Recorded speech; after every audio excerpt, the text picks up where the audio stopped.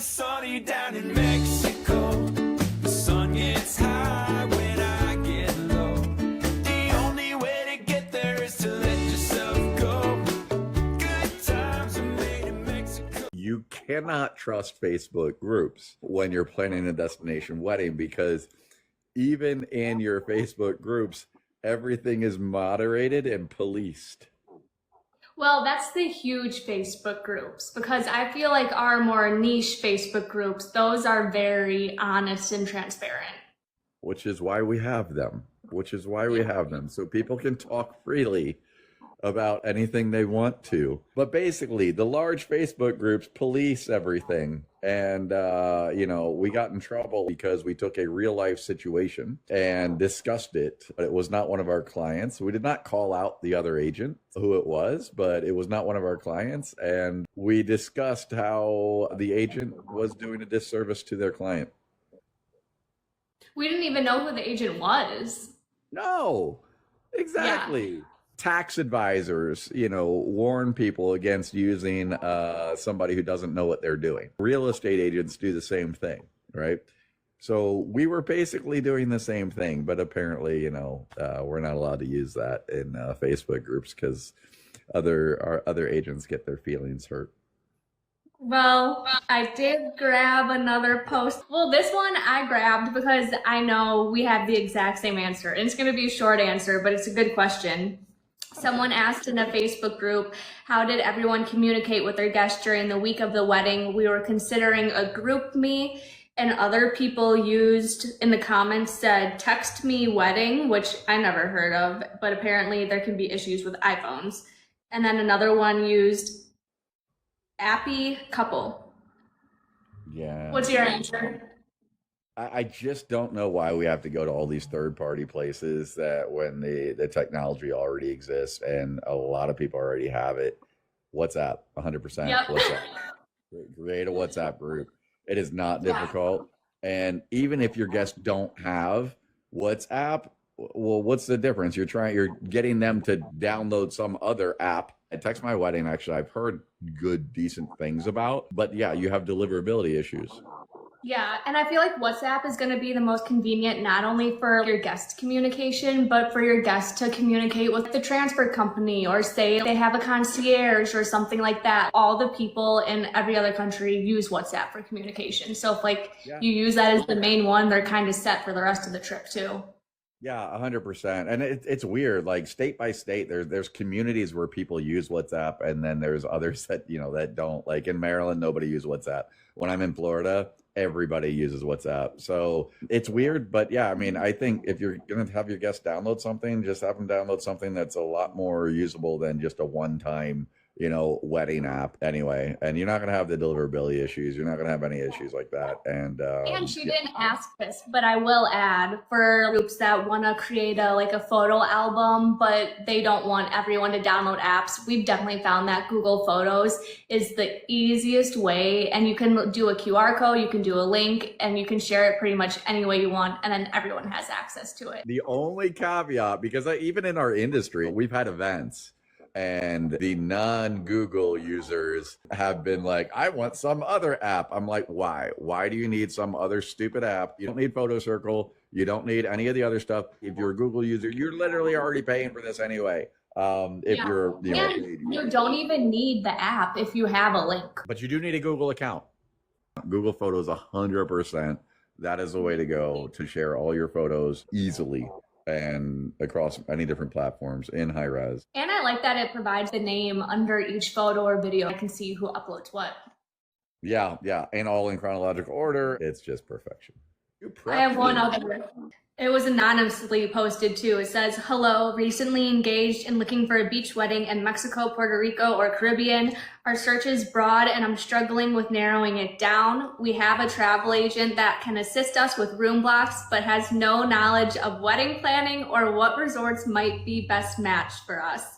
We would want to work with someone who can recommend resorts to us and possibly help us plan the event without securing the room block. Does this type of service exist? Ideally looking for someone familiar with all three areas. Then you're using the wrong travel agent. I read that and I was like, in what world would you be working with a travel agent that can't recommend resorts to you? What good are they? Right? And how can you even trust them? Like, if they've never worked on the wedding side with the resorts or anything like that, like recommending a resort to just go on vacation is completely different than recommending a resort to go for a wedding. Oh, yeah, 1,000%. Wow. I cannot believe a post like this even exists. But Yep. yeah, no, you should be using a destination wedding specialist, not a travel agent. There's a world of difference between travel agents that book vacations and travel agents that do destination weddings. And if your agent can't even begin to know how to recommend a resort to you, that just is a major red flag that they have zero experience actually in weddings. So maybe they know how to book a room block, although I've got questions even about that. This is a major red flag. To answer the other question, no, you're generally not going to find agents that are going to help you narrow down a resort for you to book the room block with somebody else, because that's how we make our money. That service does not exist because you should be working with an agent that knows what to recommend. Otherwise, what's the point of having a destination wedding specialist travel agent? I do not understand that. There are tons of great destination wedding specialists out there in this industry that do this every day, that help couples find the right resort, that don't just say, well, I'll book the room block and you figure out everything else on your own. Like, they're not doing their job if that's what they're doing, in my opinion. I could not believe reading that, but all the comments were like agreeing with us. Like, you probably need a destination wedding specialist. It just goes to show you though, like there's so much mix up. There's so much mix up on what the difference is between a travel agent and destination wedding specialist. I mean, we talk about it all the time, but to couples that are planning a wedding and just getting into this, they don't understand. They don't understand what the difference is. They don't know what they're looking for. And it's just one of those things, you don't know what you don't know. Obviously, the room block is one of the most important parts, but how are you even going to get there if you can't go through resort selection and say what your priorities are and then have your specialist tell you this resort fits this priority, this resort fits this priority? Like, I can't even imagine what headspace this bride is in because she's probably completely lost. How many of your couples come to you in your initial consultation, Julia? How many of them know what resort they want compared to how many that don't know where to start? I'd say maybe 5% know what resort they want. Like, and I'd say the same for me. And it's not that way for all agents. Like, sometimes people know where they want, and that's great. It's on the agent side, it's easy if you know what you want, Yeah, right? I know. I love it when that happens. I know. We just ask them. I usually ask them like kind of reassuring questions, like, okay, well, what did you hear about this resort? Like, why did you decide on it? Just to make sure they heard the right things, as well, and they decided on that resort for the right reason. But the vast majority of my clients, our initial contact is just them not knowing where to start, and so we're just asking what resort, all kinds of questions about to figure out what resort would end up being the right fit for them. So that is literally our job. I view that as our job as travel agents, but again, destination wedding specialists more. Interestingly enough, kind of along those lines, I've got a little story. I don't know if it's a question, but probably a question that'll come along the way. So I was recently contacted by a couple I met with back in summertime. I had met with them. We had a great consultation, and they didn't end up choosing to go with me. Hadn't heard back from them, just figured, okay, whatever. They didn't like it. We didn't connect. It is what it is. They reached out to me just the other day. And when they reached out to me, I was like kind of taken back because they're like, hey, we signed with another travel agent and we signed with a wedding coordinator, but I'm calling you now because we've since fired both. She's like, yeah, we fired both of them after they told us that, our budget of 40 grand was not big enough for a 20-person wedding. What? That's insane. Diving into the call a little deeper, I find out that the wedding planner that they hired, the wedding planner's fee alone was $15,000. Shut up.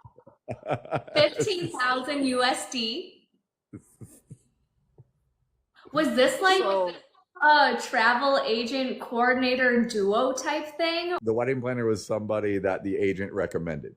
Yeah, I said, yeah, it's very hard to fit a $20,000 budget in to plan a wedding for 20 people when 15 of it is already taken up by the planner. That is insane. But it just goes to show, I mean, there's just so much incorrect information out there. And if you go down the wrong path at the beginning with somebody, and they lead you the wrong way, I mean, yeah, if I'm leading you to a wedding planner that's going to cost you 15 grand, you're not going to hit your budget. Well, that's why we always start with our clients, like, what is your priority? What is your budget? I want to know your budget, not because I want to spend every dollar of it, but because I want to make sure it's realistic and that we fit into it, and that you're choosing a resort this is going to work at.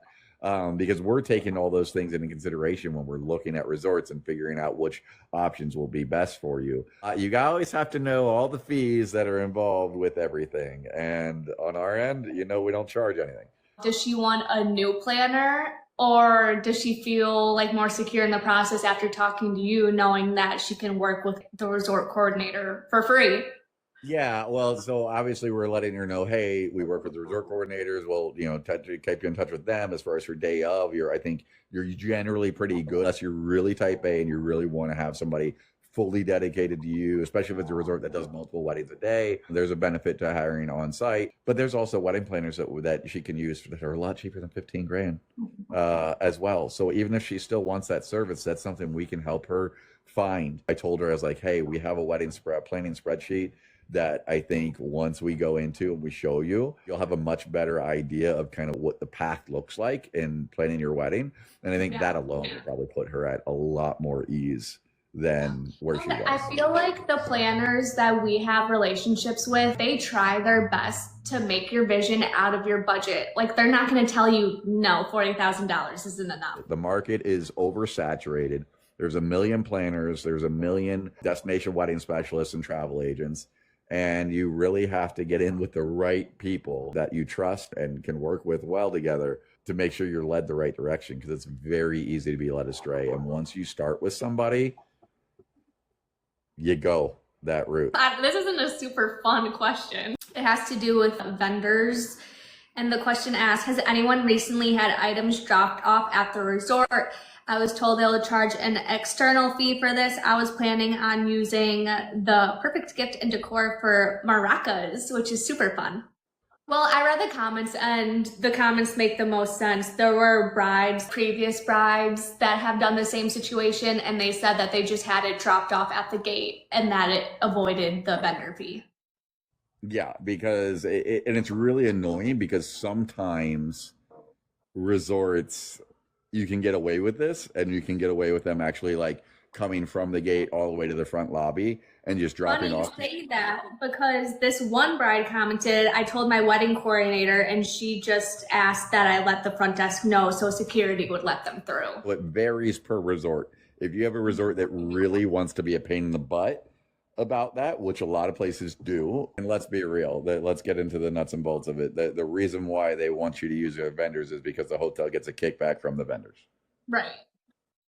So, if the hotel's not getting their kickback, they try to charge an outside vendor fee so that they still get their money regardless. Sunny down in Mexico, the sun gets high.